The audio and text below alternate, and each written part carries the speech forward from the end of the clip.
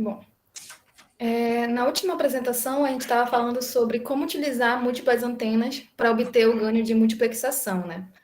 Então, vou passar voltar um pouquinho. Deixa eu botar aqui o meu apontador de laser. A gente fez, né, o nosso pré-processamento, que foi fazer a decomposição SVD do nosso canal, né? Aí, no caso, o pré-processamento era multiplicar o nosso sinal transmitido pela matriz unitária V, e, no caso, a gente ia pré-processar antes de passar pelo canal e enviar esse sinal X. Ele ia ser adicionado por um ruído em cada uma das antenas, né? A gente tem M antenas receptoras. E esse sinal recebido Y, ele também ia ser depois processado por uma outra matriz, que é a decomposição U, né? Outra matriz unitária do meu canal. Com isso, a gente conseguia fazer a diagonalização do nosso canal, né? A minha matriz G, ela é decomposta da matriz U, sigma, V, sigma ou delta? É delta, né? É delta. Delta é a matriz diagonal onde estão os valores singulares em cada diagonal. E com isso, como essas matrizes são unitárias, na direita aqui a gente tem uma identidade, e aqui na esquerda a gente tem uma identidade, o hermitiano com U, é a propriedade de matrizes hermitianas. E aqui também a gente tem outra identidade. Acaba que a gente fica apenas com a matriz diagonal, em que cada linha a gente possui os nossos valores singulares, né, como ganho de canal. Então, qual seria o sinal recebido depois de fazer todo esse processamento? A gente eliminou as matrizes U e V, ficou apenas a nossa matriz delta, o sinal transmitido X, né, onde tem os nossos símbolos, e um ruído. Esse nosso sinal recebido Y, bem aqui, ele é diferente para cada antena M, né? A gente tem M antenas recebendo esse sinal. E como a gente falou, né, a gente pode denotar S como sendo o rank, né, o número de valores singulares da minha matriz G, que são maiores que zero. Então, esse seria o nosso rank da nossa matriz G. E a gente só pode transmitir sinal aonde tem, nos subcanais, onde tem esses valores singulares. Por exemplo, se o nosso rank for até o S, os outros sinais recebidos, né, eles não vão ter nenhuma contribuição, né, porque a gente não, o SVD, né, o nosso valor singular bem aqui seria zero. Então, da antena receptora 1 até S, né, que são os useful channels, a gente vai ter esse sinal recebido, que é simplesmente um ganho de canal, o sinal transmitido e um ruído, e a partir de S até a antena M, né, até a nossa última antena receptora, a gente não vai receber nada, somente ruído. Então, o que a gente vai fazer? A gente vai prestar atenção somente na parte dos subcanais úteis, que são até o nosso ranking. E a gente pode verificar nessa figura que é como se a gente tivesse transmitido sobre canais paralelos, em que não se interferem entre si. Em cada um deles seria um canal ciso, né? No meu primeiro, eu tenho esse meu primeiro sinal bem aqui, passando por um ganho do meu valor singular S1, adicionando um ruído na minha antena 1, e recebo esse sinal Y1. Qual seria a capacidade desse único sinal ciso, bem aqui, que a gente já ensinou? No caso, o 1 mais o ganho de canal, que no caso é S1 ao quadrado, né, que seria a potência dele. No caso, o path loss dele, né, no caso.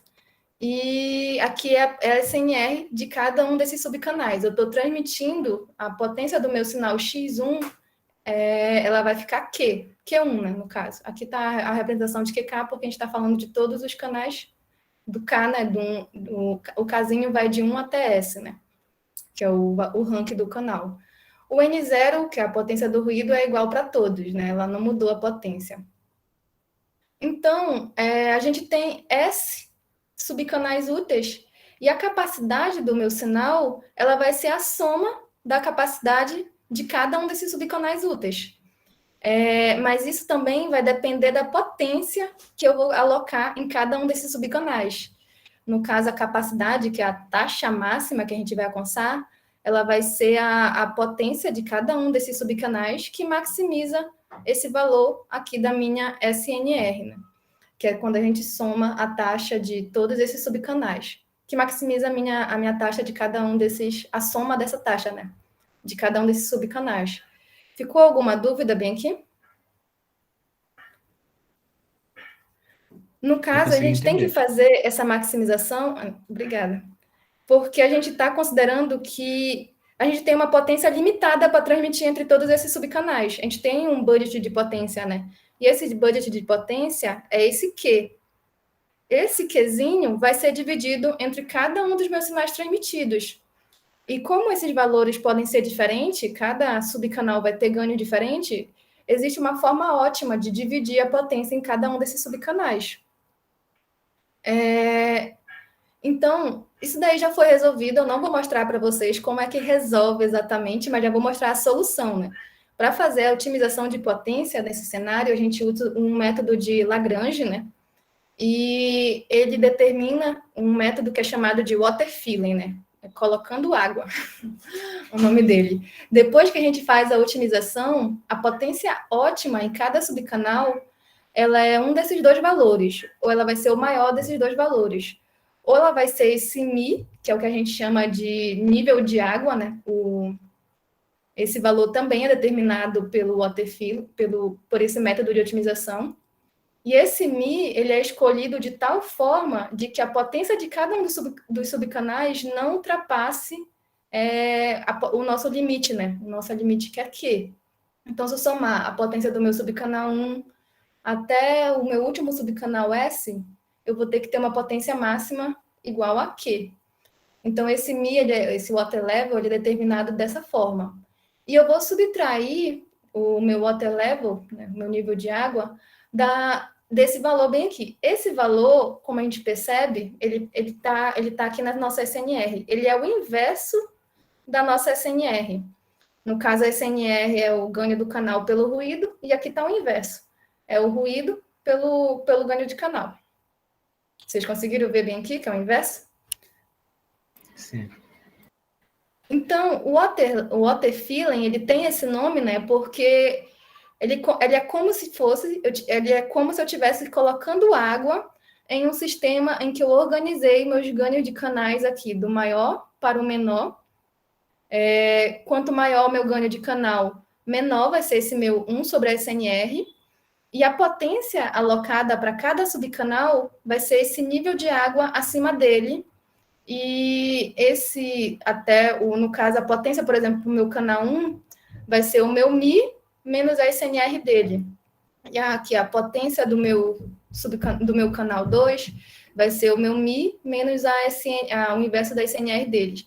Essa diferença bem aqui, que é a potência alocada para ele. Então, é como se eu estivesse colocando água. Vocês conseguem enxergar aqui? Sim, eu tô entendendo, sim. Sim. Sim. Então, isso vai ter, por exemplo, um nível de subcanal bem aqui 4, em que ele pode ter um valor de ganho muito pequeno.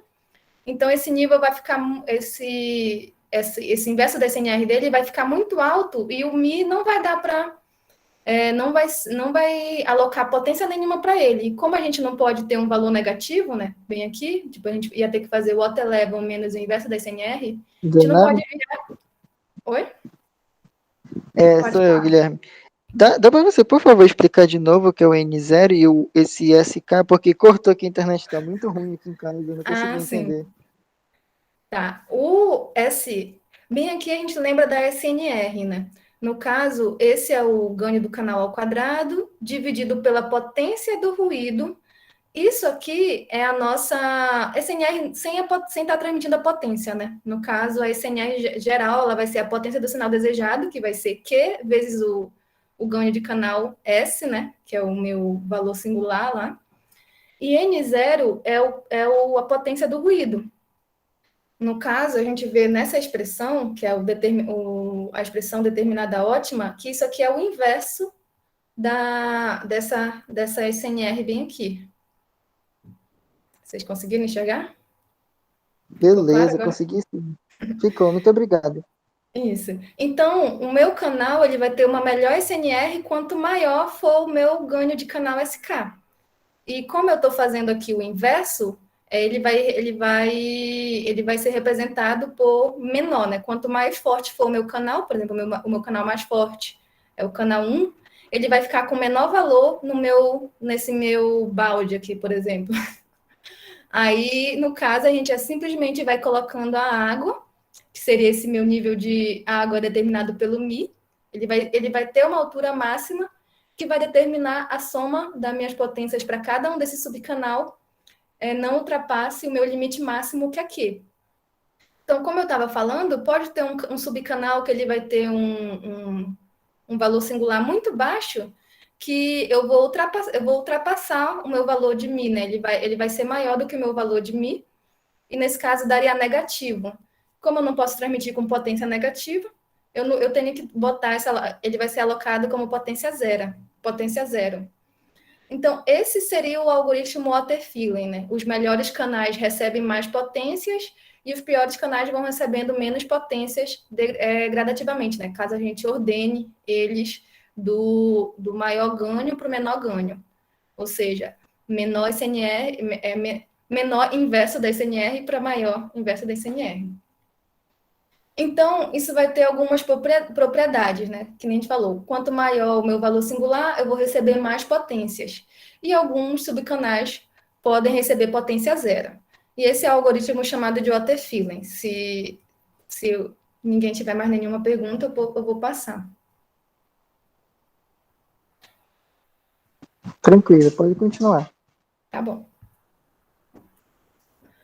Então, a gente pode obter dois comportamentos, dependendo da SNR que a gente tem disponível para alocar para cada subcanal, né? Para os subcanais.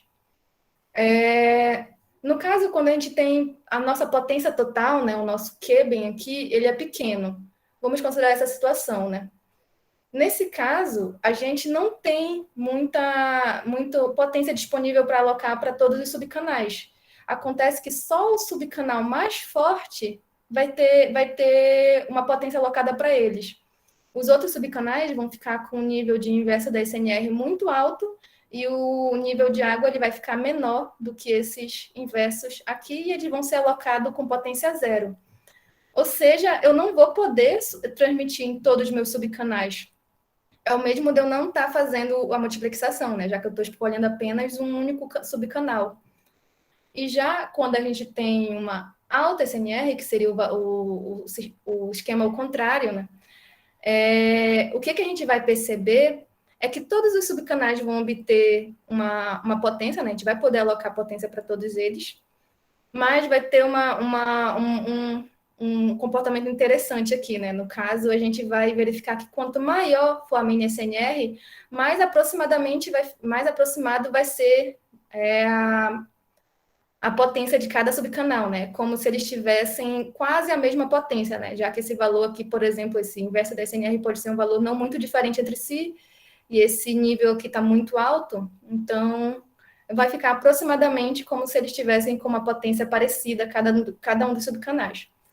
Então é isso. Quando a gente tem uma baixa SNR, a gente não consegue alocar potência para todos os nossos subcanais. A gente prefere, né? O algoritmo ele é inteligente, ele prefere escolher o subcanal mais forte, né? O subcanal com S1, com maior S1. E nessa situação a gente obtém que a potência é parecida para a maioria dos subcanais, né? Para cada um dos subcanais. Então, a gente pode agora avaliar qual seria a capacidade, o comportamento da capacidade tanto quando a gente tem uma baixa SNR e quando a gente tem uma alta SNR, né? O primeiro exemplo é quando a gente teria uma alta SNR. No caso, que seria uma estratégia aproximadamente ótima seria distribuir a potência igual, já que eu tenho muita potência disponível, eu posso botar o mesmo valor para cada um, seria uma estratégia aproximadamente ótima. E nesse cenário, né, eu vou ter que a capacidade, ela vai ser a soma da capacidade de cada um dos subcanais, 1 mais a SNR, no caso, é o Q, sobre N0, né, a SNR de transmissão, que é a potência total que eu tenho para transmitir, dividido pelo ruído. E aqui seria o ganho de subcanal de cada um deles. E aqui eu estou dividindo por S, porque eu estou fazendo que a potência de transmissão é Q sobre S, né? De cada um dos subcanais. Se conseguiram enxergar isso bem aqui, ó, eu tenho que o Q de K, no caso eu tenho o meu valor singular, né, desse canal ao quadrado, a potência de cada um desse subcanal dividindo pelo meu ruído. E nessa situação, a gente tem que o meu Q de K vai ser a potência total, né, dividido pelo número de subcanais, já que eles estão com a mesma potência.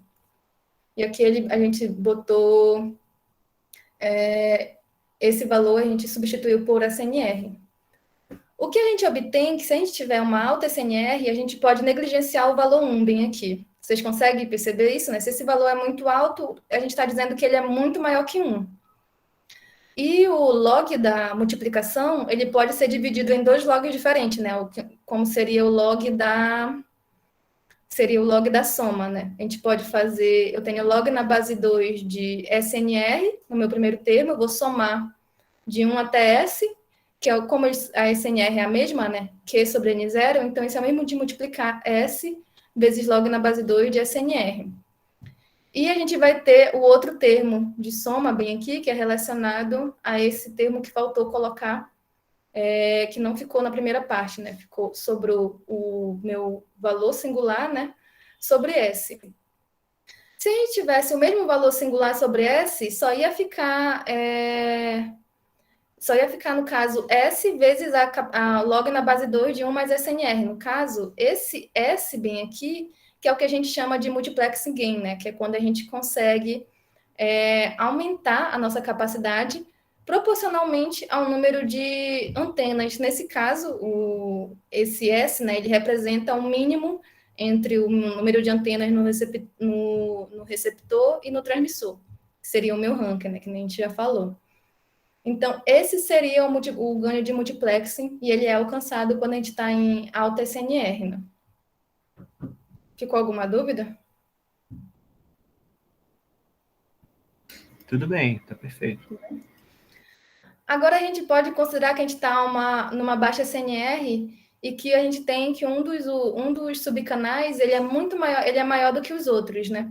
Em baixa SNR, a gente vai escolher o subcanal que é o melhor, né? Nesse exemplo seria o S1, e vai alocar toda a potência para esse subcanal, né? Toda a minha potência Q vai ser só para o meu subcanal S1, e todos os meus outros subcanais vão ficar com 0. Então, na hora da gente calcular a capacidade, que é substituída naquela expressão, os outros subcanais não vão agregar em nada, né? A gente vai somar de 1 até S e ele vai ser 0. E a gente só vai ter a potência do meu primeiro sinal. Essa aproximação bem aqui, ela é válida, mas eu não teria demonstração para mostrar para vocês, né? No caso, se esse valor for muito pequeno, a gente tem que, tipo, quando log log em qualquer base, né, de 1 mais um valor pequeno, ele pode ser determinado pelo log naquela base de E vezes o valor X, né? No caso, se eu subtrair por esse X. Isso é uma aproximação que vem de uma expansão, e ele tem esse tipo de comportamento. Mas o mais importante é ver que a gente não tem o nosso ganho de multiplexação, que seria o fator antes do log, né? A nossa capacidade, ela não aumenta proporcionalmente com o número de alto-valores que a gente tem. A gente consegue transmitir apenas em um deles, e a gente tem um ganho, que seria o ganho de beamforming, né? Que é ter um sinal mais forte, porque a gente consegue aumentar a potência somente nesse subcanal, né? A gente aumenta a SNR dele, mas na frente do log a gente não tem nenhum ganho. Então, é basicamente isso nesses dois comportamentos, né? Em alta SNR a gente tem o ganho de multiplexing, o ganho de multiplexação, em que a capacidade aumenta linearmente com o número de subcanais, e aqui não, a gente só a SNR que aumentou. A capacidade não teve nenhum fator antes desse log bem aqui, né, para a gente chamar de multiplexing gain. Então, a gente pode comparar, né? A gente já mostrou anteriormente qual seria a capacidade de um sistema com múltiplas antenas no receptor e uma única antena no transmissor, que seria o SIMO, e do MISO, né? Múltiplas antenas no transmissor e uma única antena no receptor. Eles vão ter a mesma capacidade que a gente mostrou, caso a gente esteja considerando o Maximum Ratio Transmission, né? A capacidade dele vai ser a mesma. E a gente verificou que nessa situação a gente tem um ganho de array, né? Um ganho de beamform, em que a SNR ela aumenta proporcionalmente ao número de antenas, ou no transmissor ou no receptor, né? M seria o número de antenas em um desses dois cenários. E a gente verifica bem aqui que a SNR do canal CISO ela é multiplicada por esse fator aqui de número de antenas, né? E já no cenário em que a gente tem esse canal MIMO, né, que a gente faz a decomposição e aplica o nosso algoritmo de water-filling, a gente pode fazer uma consideração bem aqui para plotar esse gráfico, né, que a gente tem o mesmo número de antenas no transmissor, o mesmo número de antenas no receptor, e que a gente tem full rank, né, que a gente está transmitindo em todos os subcanais, e todos eles têm a gente normalizou aqui o ganho deles para ser raiz quadrada de M. O que acontece nessa situação é que a capacidade vai ter na frente do log M, que é o número de antenas, né, que seria o mínimo do rank, bem aqui também, o mínimo entre os dois, e elas são iguais, então a gente vai ter M bem aqui, log na base 2 de 1, mais SNR, que seria o caso do canal CISO. O canal CISO, a gente pode verificar aqui variando a SNR, essa curva em azul. Ele tem um crescimento na capacidade bem mais lento, né? Já no canal CIMO ou MISO, a gente tem um ganho de beamform. Supondo que a gente tem 4 antenas, a nossa SNR bem aqui, ela é deslocada por 6 dB, no caso, né? Que seria, quando converte 4 para dB, a gente tem 6 dB, né? Então, no caso, quando a gente tem múltiplas antenas, ou no receptor ou no transmissor, a gente tem um ganho, mas não é um ganho muito expressivo assim, né? Já que a gente está para calcular a capacidade, a gente tem que fazer o log na base 2 dele. Agora, para um cenário onde a gente tem MIMO, onde tem, nesse exemplo aqui, 4 antenas, a gente verifica que o crescimento dessa curva ela é 4 vezes maior do que seria no canal CISO. E, no caso, quando a gente tem baixa SNR, né, bem aqui, não tem muita diferença entre o cenário CIMO e MISO, porque a gente está escolhendo apenas um dos subcanais, né? Então, acaba que não tem muita diferença entre o CIMO e o MISO, e só aparece a diferença mesmo quando a gente tem uma alta SNR para poder dividir entre todos os subcanais e ter o ganho de multiplexação. Então, aqui finaliza sobre a avaliação, né, de como utilizar múltiplas antenas para obter o multiplex gain. Esse esquema, né, ele também é chamado de Eigenbeamform, e tem outros esquemas de multiplexação, mas esse aí é um esquema bem simples e interessante de verificar como ter múltiplas antenas, né, faz com que a gente tenha um ganho de multiplexação, né, faz com que a gente possa transmitir múltiplos strings, múltiplos sinais em subcanais que não vão interferir entre si, né, a gente consegue recuperar esses sinais completamente no nosso receptor. Existem outras técnicas, eu não vou mostrar nessa aula, né? E todas elas são baseadas em decomposição da matriz do canal, né? A gente pode, por exemplo, fazer uma forma de transmitir no receptor, né? Que a gente pode usar alguns esquemas de layer de space-time code, né? Antes de transmitir o sinal, onde a gente vai utilizar o nosso space-time code para obter a multiplexação espacial, não para obter o ganho de beamform. Até dá para ter não o ganho de diversidade, né? Até dá para ter o ganho de diversidade, dependendo da técnica, mas o objetivo, no caso de utilizar esse space-time code para multiplexação, seria para obter múltiplos strings, né? E o pós-processamento, ele já vai ser baseado em outros esquemas, né? Que, por exemplo, tem o zero forcing, ou zero forcing com cancelamento de interferência. Eles vão ser os responsáveis por fazer a separação entre os sinais, né? Já que eles estão sendo transmitidos todos ao mesmo tempo, no mesmo canal, eles podem interferir entre si, então a gente precisa separar os strings. Então, a gente precisa fazer o pós-processamento, né? Que seriam esses post-coders, e para separar um string do outro e obter. São parecidos com os exemplos que a gente mostrou aqui, né, onde a gente fez um processamento, que nem vocês viram, né, a gente fez um pré-processamento aqui, multiplicou por V, e depois a gente fez um pós-processamento, multiplicou por U, e conseguiu obter apenas o sinal de interesse, né, separados, nenhum dos subcanais interferiu entre si, né? Então, a gente pode obter, existem outros esquemas para obter esse mesmo comportamento. Então, para finalizar essa parte de multiplexação, tem alguns requisitos, né, que precisam ser atendidos para poder fazer a multiplexação espacial, né? Que nem eu falei anteriormente, né? Cada string eles têm que ter efeitos diferentes de canal, que seria relacionado ao ranking, né? No caso, a gente tem que estar num cenário que seria rich scattering, né? Tem que ter as múltiplas componentes, porque se a gente não tiver no cenário rich scattering, né? A nossa matriz de canal ela vai ser correlacionada, as colunas dela vão ser correlacionadas, e o rank dessa matriz, por exemplo, no cenário Loess, seria 1. E então, como o número de strings depende do rank, então a gente não vai poder fazer a multiplexação nesse cenário. Vocês viram, né, que a gente precisa também do conhecimento do canal para fazer o pré-processamento ou o pós-processamento. Eles podem ser necessários tanto ou nos dois, né, que seria no caso do beamform, esse singular value decomposition a gente precisa tanto no receptor quanto no transmissor, mas esses outros métodos bem aqui, a gente pode precisar apenas no nosso receptor. No caso, quando a gente quiser fazer a decodificação, esse zero força ele pode ser utilizado apenas com conhecimento do canal, apenas no receptor. Então, a gente precisa ter o conhecimento do canal e também que a SNR entre eles não seja baixo, né? Já que se a gente tiver uma SNR muito baixa, apenas um dos subcanais vão poder ser utilizados. Não vai poder dividir para todos os subcanais disponíveis. Essa parte finaliza a parte de multiplexação. Vocês têm alguma pergunta? Ficou claro? Ficou bem claro, sim, Dainara. Obrigado. Tá bom. Ok.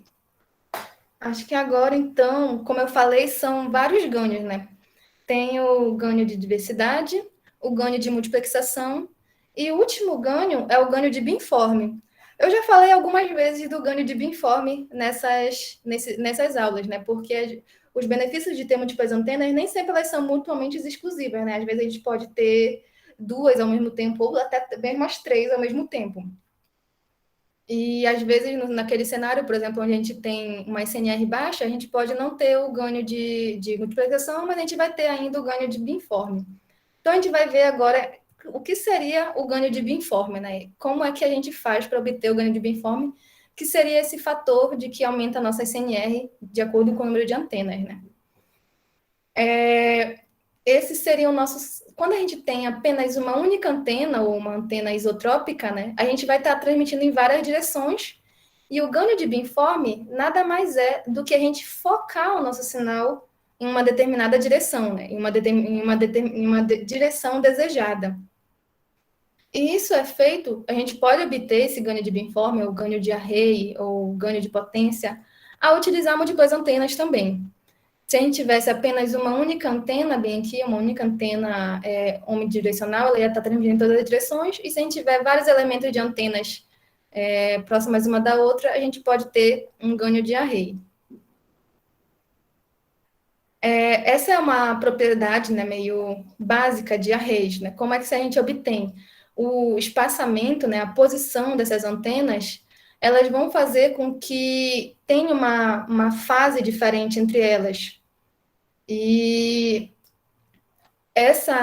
esse deslocamento de fase entre cada elemento de uma antena é o que faz com que a gente tenha o nosso ganho de beamform, né? Porque a gente vai poder ter uma interferência construtiva em determinadas direções. Nesse caso, por exemplo, se eu tenho uma única antena, bem aqui, eu vou estar transmitindo em todas as direções, e se eu tenho duas anteninhas, por exemplo, uma interferindo na outra, nessa direção bem aqui é onde a gente vai ter uma interferência construtiva, né? Onde elas vão estar se somando e não vão estar tendo não vão estar diminuindo, né, a potência desse sinal, né? Vai estar aumentando numa direção desejada. E isso também vem da propriedade de Fourier, né? Eu não vou mostrar tanto em detalhe assim, né? Em que um deslocamento na na fase, no caso, um deslocamento no tempo ou no espaço, ela vai provocar um deslocamento na fase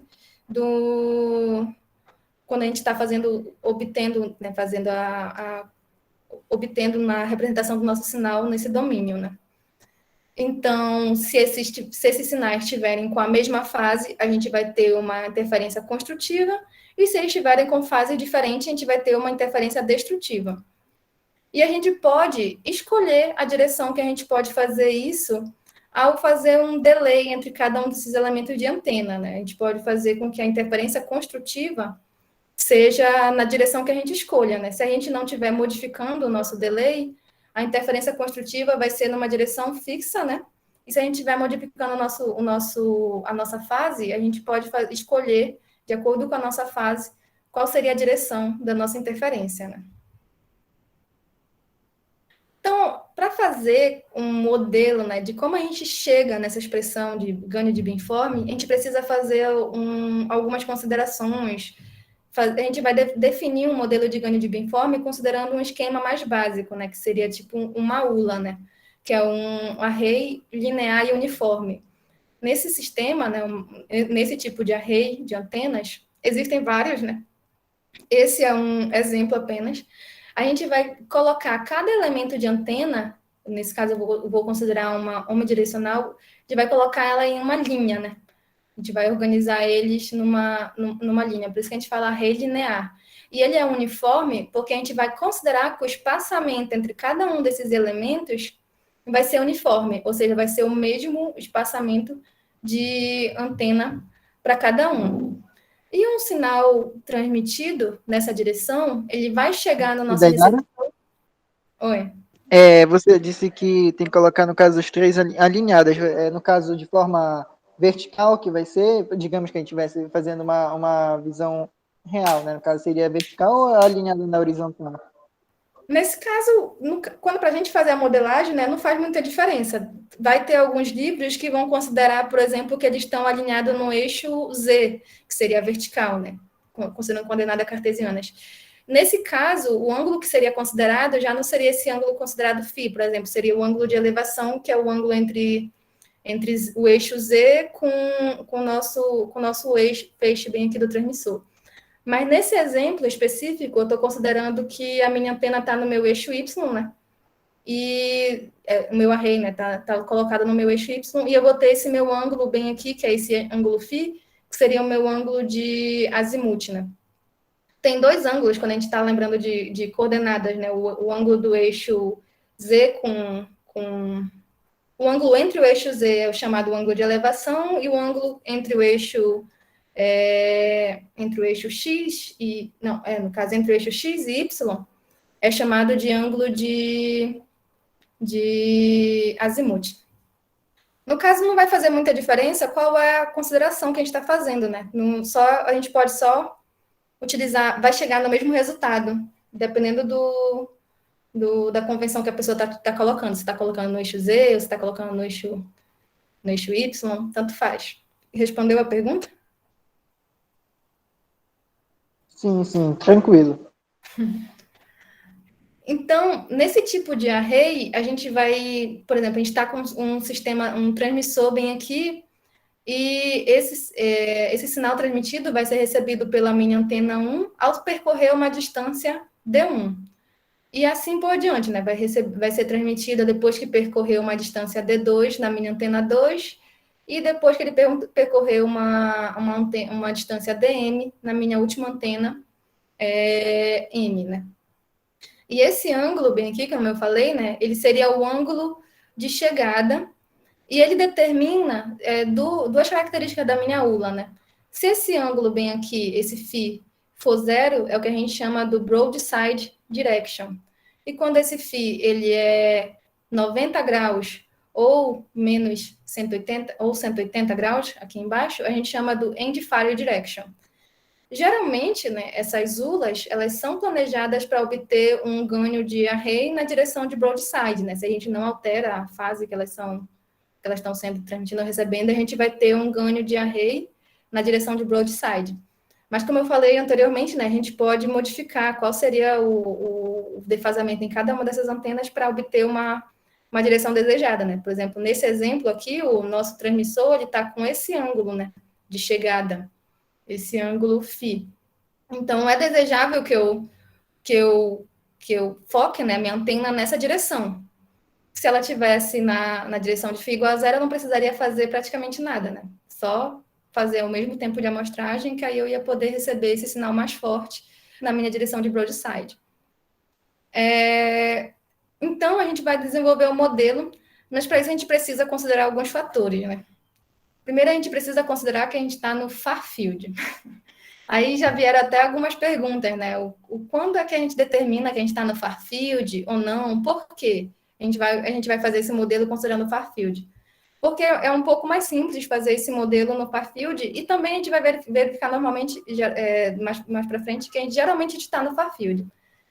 Então, nossa antena, por exemplo, ela transmite em todas as direções, né? Quando a gente está próximo da antena, as nossas linhas de frente, né, elas são tipo circulares, né? Que nem a gente vê bem aqui. E quanto mais longe, que é o far field, né?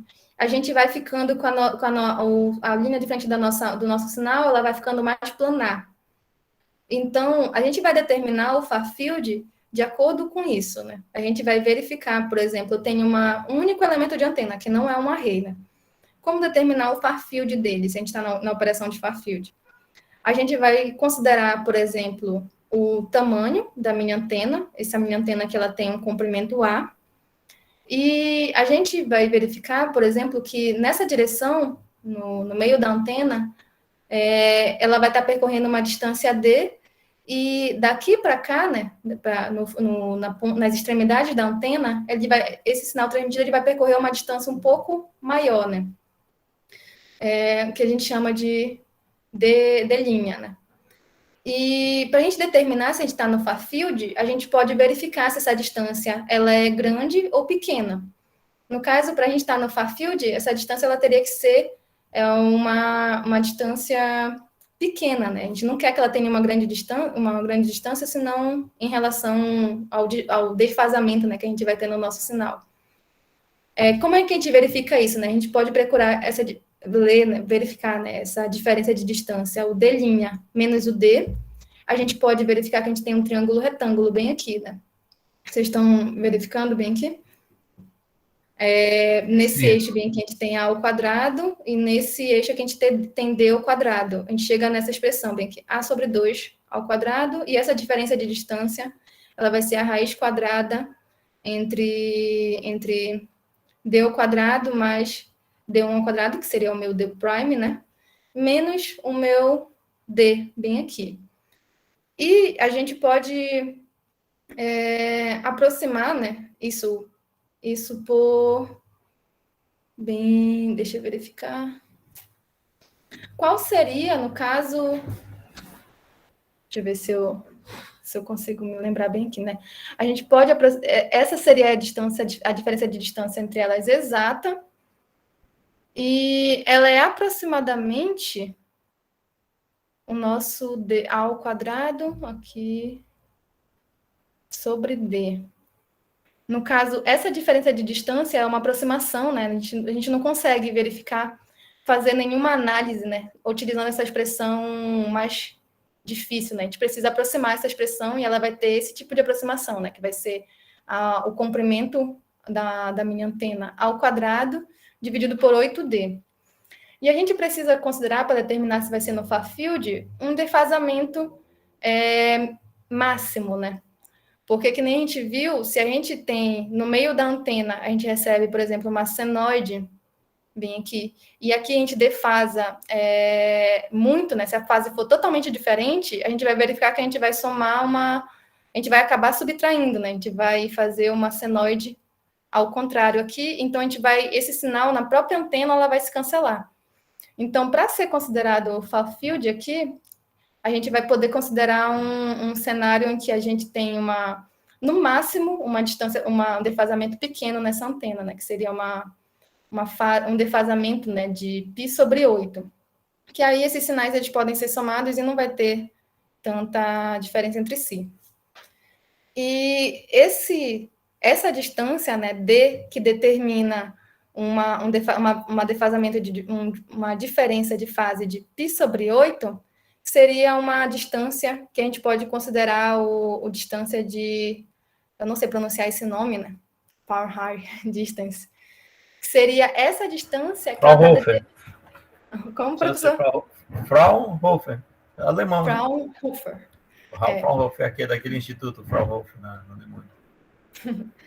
E essa distância de Fraunhofer, como o professor João falou, é que a gente determina se a gente está no far field. Ou seja, a minha distância entre também o meu tu pode falar transmissor... campo distante. O far field, a gente fala campo distante também. Campo distante, né? Campo distante. Então, para determinar se a gente está no far field, vai depender do tamanho da nossa antena, né? Para a gente obter uma linha de frente, uma onda de frente plana, isso vai acontecer quando a gente tem uma distância que seja maior que 2 ao quadrado sobre lambda, né?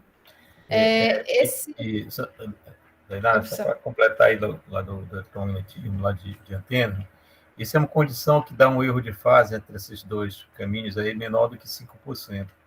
Aí se aceita isso como se os dois estivessem paralelos, né? Se você calcular aqui o real, ou eles estarem realmente onda plana é paralela, né? Onda plana, né?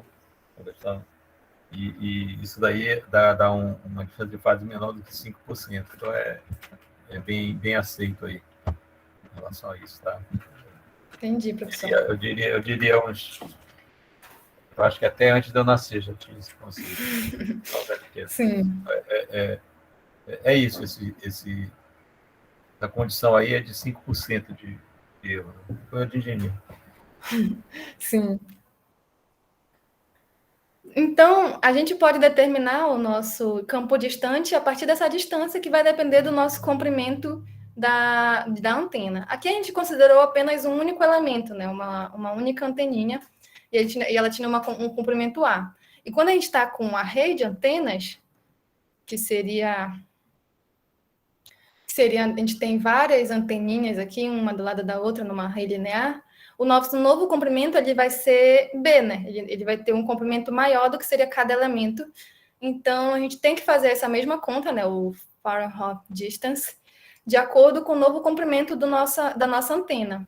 No caso, o campo distante de um array é quando a distância entre o meu transmissor e o meu receptor ela é maior que 2 vezes o B ao quadrado sobre lambda.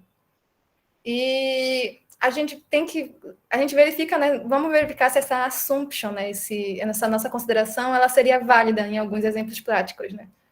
A gente pode considerar, por exemplo, que a gente está operando numa frequência de 3 GHz, né? O nosso lambda nessa situação é 0,1 metros. E se a gente tiver um array que tem 10 elementos de antenas, e a gente tá espaçando, né, eles... no caso, depende do espaçamento em que a gente vai colocar, né? Mas supondo que o meu comprimento total dessa antena ela seja 10 vezes o meu comprimento de onda, ou seja, 1 metro, o que é um tamanho razoável, né? Típico para um array utilizado nessa faixa de frequência, a gente verifica que a gente está no far field nessa condição, né? Se a distância for maior que 20 metros. E que é o que a gente verifica que tipicamente a gente vai estar. Então, apesar eu vou derivar as equações aqui para o cenário far field, ela é uma consideração que pode ser feita, né? Claro que se fosse para um cenário near field, né? Muitas coisas iriam mudar, teriam outros efeitos, além do defasamento, teria ondas evanescentes e uma indução magnética, então a gente não precisa considerar esses efeitos de near field e vai fazer a avaliação do nosso array no far field. Alguém vai falar alguma coisa? Uma das coisas importantes, isso aí, enfim, mais para questão de projeto mesmo, e eu acho que talvez para quem vai fazer aquela estrutura que a Brenda começou a estudar, não sei se tu vai falar no curso. Vamos falar o nosso superfície refletiva inteligente, né? Isso, né? Talvez na fabricação, né?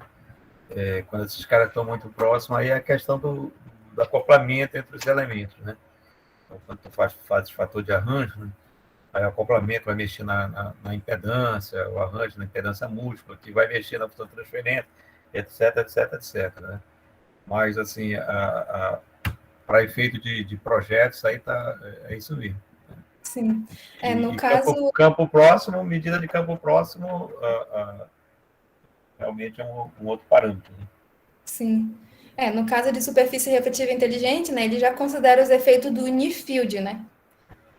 Porque, pelo menos eu vi alguns trabalhos aí Que é precisam... campo próximo, né? Exatamente. Isso, o campo próximo. Campo próximo aí Não, então tu pode falar na frente, isso que eu te falei. Então, talvez aí considere. Sim. Então, eu sem ter lido, acertei. Sim, acertou. Então, é isso. A gente já determinou quando é que a gente vai estar no far field, né? Tipicamente, a gente está no far field, então a gente pode fazer essa consideração. E a gente vai fazer o nosso modelo bem aqui, né? A gente tem um transmissor, aqui no início as ondas são esféricas, e aqui elas vão chegar planares. No caso, a gente pode verificar, né, qual seria a diferença, né? Se eu estou com um transmissor em determinada direção φ, cada elemento de antena, ela vai percorrer o percurso, né, entre cada elemento de antena vai ser diferente. Se eu tiver com esse φ, por exemplo, diferente de zero, né? Se for igual a zero, todas elas vão ter com a mesma distância, né, na nossa onda plana. Mas nesse caso, se o φ for maior que zero, a primeira elemento de antena vai percorrer essa distânciazinha maior do que a primeira, e esse segundo, o terceiro elemento de antena vai percorrer essa distânciazinha maior do que a primeira também, e assim por diante. E como é que a gente calcula essa distânciazinha de acordo com o ângulo bem aqui, né? A gente pode fazer a reflexão, né? O ângulo φ está nessa direção bem aqui, a gente tem um eixo de 90 graus nessa direção, e esse ângulo ele vai se refletir nessa direção aqui. Eu não sei se o pessoal consegue enxergar, alguém podia, o André, o professor João, podia me explicar aqui como é que vê que esse ângulo se rebate para esse lado bem aqui. O pessoal conseguiu enxergar isso? Esse ângulo φ, ele está nessa direção, né? Daqui para cá. E esse mesmo ângulo, ele vai estar refletido nessa direção. Então, essa pequena distância bem aqui, por exemplo, ela vai depender do seno desse ângulo, né? Já que eu quero calcular essa distância bem aqui. A gente vai ter que a nossa distância nessa direção vai ser, no exemplo, né, que a gente está nessa antena 2 bem aqui, a distância vai ser delta vezes o seno desse ângulo, essa distânciazinha pequena. Se eu tiver nessa antena 3 bem aqui, vai ser 2 vezes o delta nessa direção, vezes o seno desse ângulo. Essas são as pequenas diferenças de distâncias entre cada elemento de antena. E como a gente viu, né, a gente já sabe que distâncias diferentes são atraso de propagação diferente, né? Cada uma dessas ondas estão se propagando na velocidade da luz e elas percorrem distâncias diferentes, então cada uma delas vão ter atraso diferente, né? Propagação tempo de delay, né? Atraso diferente. E um delay vai causar um defasamento no nosso sinal, né? Um defasamento na frequência. Então, a gente tem que a gente pode considerar, por exemplo, uma amostragem em relação à nossa antena 1, né? Então, todo o sinal de todas as outras antenas, a 2 até a M, ela vai ser em relação à nossa antena 1. Então, o delay de propagação seria a distância da minha antena M menos a distância da minha antena 1, dividido sobre lambda, né? Nesse caso, essa expressão bem aqui, ela é J2πft. E, no caso, o T, a distância o T, ele pode ser convertido para a gente pode fazer com que seja a distância, o tempo, né, de propagação, ela vai ser a distância dividido pela velocidade da luz, e o F, dividido pela velocidade da luz, surge o meu lambda bem aqui. Ficou claro essa expressão? Pode falar. Essa antena, no caso DM, seria a última antena?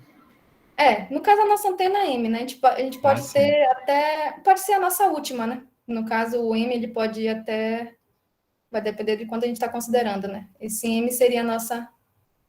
Aqui é o específico, né? A nossa antena M qualquer. Ela pode ter outra M mais um, assim por diante. Mas ela pode ser a nossa última considerada nessa expressão, né? Ok, obrigado. Então, a gente verifica, né, que a gente pode fazer a subtração essa daqui é a distância do DM menos a distância do D1. E como a gente viu, né, essa distância do DM, ela é maior que a minha distância do D1 por esse fator. Então, um menos a outra, ela fica aqui. M menos 1, o nosso espaçamento entre cada antena, e o seno do meu ângulo φ. E a gente pode considerar, não sei se vocês lembram, isso aqui foi a consideração da fase, né? Mas e o ganho de canal, né? O ganho de canal, a gente pode lembrar quando a gente fez na primeira aula, né? Que a gente considerou quando estava no far field, que o ganho de canal dava essa expressão bem aqui, né? Lambda ao quadrado, dividido por 4π dm ao quadrado, né? A distância entre o transmissor e o receptor. Nesse caso, bem aqui, a distância entre cada uma desses elementos, a gente pode dizer que é aproximadamente igual. A gente não quer saber a diferença de distância. A gente quer saber a distância total, né? Aqui ela vai percorrer uma distância D1. Aqui vai ser uma distância D1 mais um pouquinho. Aqui um D2, D1 mais outro pouquinho. Então, a gente pode aproximar que o ganho de canal em cada uma dessas direções, elas são aproximadamente iguais. E são aquela expressão do nosso far field que a gente viu na nossa primeira aula. Todo mundo lembra? Sim. E daí nada, o professor João levantou a mão. Oi, professor, pode falar. Obrigado. Isso também fica claro porque vocês estão somando o campo, né? A onda propaganda aqui nessa direção, ela é de um tipo E na exponencial de J, beta é a função vezes R, é a fase, né? Certo? Sobre R, cai com R aqui o termo, certo? Vai caindo com a distância. Vocês já viram aí, atenuação com a distância, né? Então, essas distâncias aqui, entre esses elementos de antena, pessoal, certo? A variação, por exemplo, você está a 1 quilômetro. Vocês já viram que essa diferença aí é de 10, 20 centímetros. Então, dividam 1 sobre 1 quilômetro e 1 sobre 1 quilômetro, 2. Esse 1 sobre R é muito pouco, né?